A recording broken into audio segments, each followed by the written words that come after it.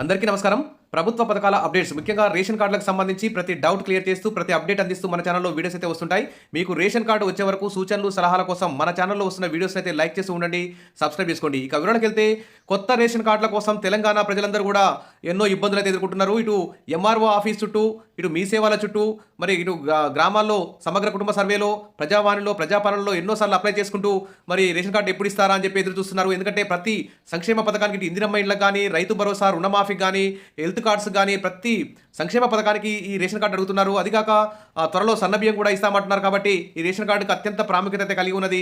కాబట్టి ఈ రేషన్ కార్డుని ప్రభుత్వం వెంటనే పేదవారికి ఇవ్వాలి. ఎన్నిసార్లు ఆఫీసు చుట్టూ తిప్పుకుంటారని చెప్పి ప్రజలందరూ కూడా చాలా ఆందోళనలో ఉన్నారు. ఇక ప్రస్తుతం అయితే మీ సేవలో ఎవరైతే ప్రజాపాలనలో, ప్రజావాణిలో, గ్రామ సభల్లో రేషన్ కార్డుల కోసం అప్లై చేసుకోలేదో వారందరూ, కొత్తగా రేషన్ కార్డు కావాలనుకున్న వాళ్ళందరూ, మార్పులు చేర్పులు చేసుకోవాలనుకున్న వారందరూ కూడా ఖచ్చితంగా వాళ్ళందరూ కూడా మీ సేవకు వెళ్ళి అప్లై చేసుకోమని ప్రభుత్వం అయితే ఒక క్లారిటీ ఇచ్చింది. సరే, మీ సేవలో అప్లై చేసుకోవడం ఇది ఒక గుడ్ న్యూస్ అని చెప్పుకోవచ్చు. ఈ రేషన్ కార్డుల అప్లికేషన్లు అనేవి నిరంతర ప్రక్రియ అని కూడా చెప్తూ ఉన్నారు.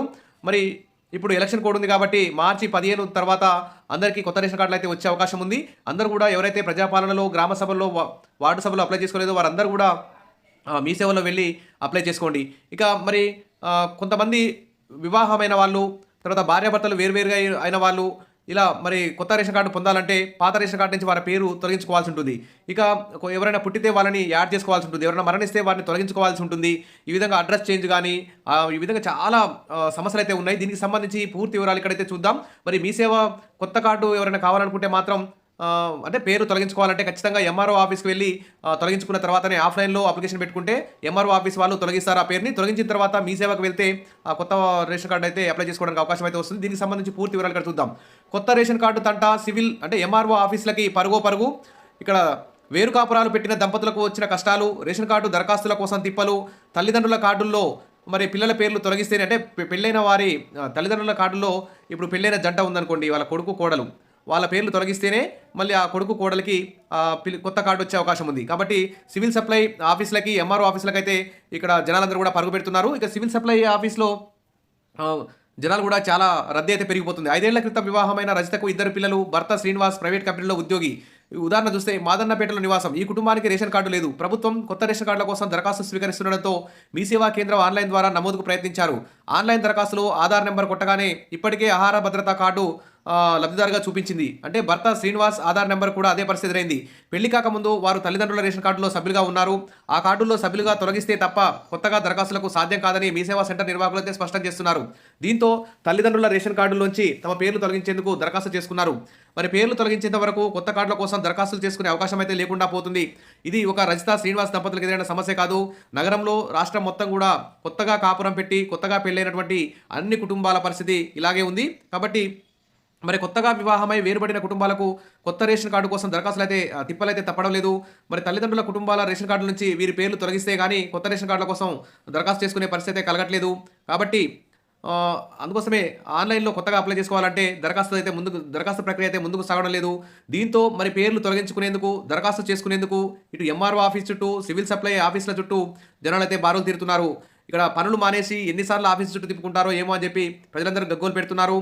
ఇక పాత కార్డుల నుంచి తక్షణమే పేర్లు తొలగింపునకు సాధ్యమయ్యే పరిస్థితి కనిపించడం లేదు. ఎందుకంటే చాలామంది పేర్లు తొలగించాల్సినటువంటి అవసరం ఉంది. కాబట్టి మరి అది మాన్యువల్గా తొలగించాలి. కాబట్టి ఒకవైపు కొత్త రేషన్ కార్డుల కోసం ఆన్లైన్ ద్వారా దరఖాస్తు చేసుకున్న పత్రాలను సమర్పించేందుకు మరి సర్కిల్ ఆఫీసులకు క్యూ కట్టడం, మరోవైపు పాత కార్డుల్లో పేర్ల తొలగింపునకు దరఖాస్తులు వస్తుండటంతో పరిస్థితి చాలా గందరగోళంగా, రద్దీగా మారింది. మరి 4 ఏళ్ల తర్వాత కొత్త రేషన్ కార్డుల కోసం దరఖాస్తు చేసుకునేందుకు అవకాశం అయితే లభించింది. మరి గత ప్రభుత్వం కొత్త రేషన్ కార్డుల మంజూరు నిరంతర ప్రక్రియ అంటూనే 10 ఏళ్లలో మొక్కుబడిగానే కొత్త రేషన్ కార్డులు అయితే ఇచ్చి చేతులు దులుపుకుంది. కాబట్టి వాస్తవంగా 4 ఏళ్ల క్రితం కొత్త రేషన్ కార్డుల కోసం దరఖాస్తు చేసుకునే సివిల్ సప్లై వెబ్సైట్లో మరి ఎఫ్ఎస్సి లాగిన్ను నిలిపేసింది. అప్పటి నుంచి దరఖాస్తు చేసుకునేందుకు వెసులుబాటు లేకుండా పోయింది. అంతకుముందు పెండింగ్లోని ఆన్లైన్ దరఖాస్తులను పరిశీలించి కొన్ని కార్డులను ఆమోదించి మెజార్టీ దరఖాస్తులను తిరస్కరించింది. తాజాగా దరఖాస్తు చేసుకునే లాగిన్ పునరుద్ధరించడంతో కొత్త కుటుంబాలైతే ఆసక్తి కనబరుస్తున్న తల్లిదండ్రుల పాత కార్డుల్లో లబ్ధిదారులుగా పేర్లు ఉండడం సమస్యగా తయారైంది. మరోవైపు కొత్త కార్డులు ఎప్పుడు మంజూరవుతాయో తెలియని పరిస్థితి. దీంతో తల్లిదండ్రుల కార్డుల్లో పేర్లు తొలగించుకుంటే కొత్త కార్డులు మంజూరయ్యే వరకు పరిస్థితి ఏంటనే విషయం ప్రశ్నార్థకంగా మారింది. రేషన్ కార్డుతో ఎన్నో సేవలు, సంక్షేమ పథకాలు పొందొచ్చు. కాబట్టి మరి తల్లిదండ్రుల పాత కార్డుల్లో పేర్లు తొలగించుకునేందుకు కొన్ని కొత్త కుటుంబాలు అయితే వెనకడుగు వేస్తున్నట్టు తెలుస్తోంది. ఇక పేర్లను తొలగిస్తాం, కొత్తగా ఏర్పడిన కుటుంబాల వారి పేర్లు తల్లిదండ్రుల పాత కార్డుల నుంచి తొలగించేందుకు స్థానిక సివిల్ సప్లై ఆఫీసుల్లో దరఖాస్తు చేసుకోవాలని చెప్తున్నారు. ఇక 2-3 రోజుల వ్యవధిలో పాత కార్డుల్లోని సదరు సభ్యుడి పేరును తొలగించేలా చర్యలు చేపట్టాం. పేర్ల తొలగింపు అనంతరం కొత్త రేషన్ కార్డు కోసం దరఖాస్తు చేసుకోవచ్చు అంటూ ఇక్కడ సివిల్ సప్లై ఆఫీసులు అయితే చెప్తున్నారు. 2-3 రోజుల్లో మాన్యువల్గా సివిల్ సప్లై ఆఫీస్లో, ఎంఆర్ఓ ఆఫీసులో తల్లిదండ్రుల కార్డు నుండి కొత్తగా పెళ్ళైన జంటల పేర్లను తొలగిస్తామని చెప్పేసి ప్రభుత్వం అయితే ప్రకటిస్తుంది. ఇది అలా తొలగించుకుంటేనే కొత్త దరఖాస్తు అయితే మీ సేవలో పెట్టుకోవాల్సి వస్తుంది. కాబట్టి ప్రజాపాలనలో అప్లై చేసుకొని వారు, గ్రామ సభల్లో అప్లై చేసుకొని వారు ఎవరైనా ఉంటే వారందరూ కూడా ఫస్టు మీ తల్లిదండ్రుల కార్డుల్లో ఉన్న మీ పేరును తొలగించుకున్న తర్వాతనే మరి కొత్త రేషన్ కార్డుల కోసం మీ సేవలు అప్లై చేసుకోవడానికి అవకాశం అయితే ఉంటుందని ప్రభుత్వం అయితే క్లారిటీ ఇచ్చింది. ఇక రేషన్ కార్డులకు సంబంధించి ఇంకేమైనా డౌట్ ఉంటే మన కామెంట్ సెక్షన్లో పెట్టండి, క్లియర్ చేద్దాం. మీ అందరికీ త్వరగా ప్రభుత్వం ఇవ్వాలని చెప్పేసి రేషన్ కార్డులు ఇవ్వాలని చెప్పి కోరుకుందాం. Wish all the best. మరిన్ని అప్డేట్స్ కోసం మన ఛానల్ని ఫాలో అవుతుండండి, సబ్స్క్రైబ్ చేసుకోండి, లైక్ చేయండి. Thank you.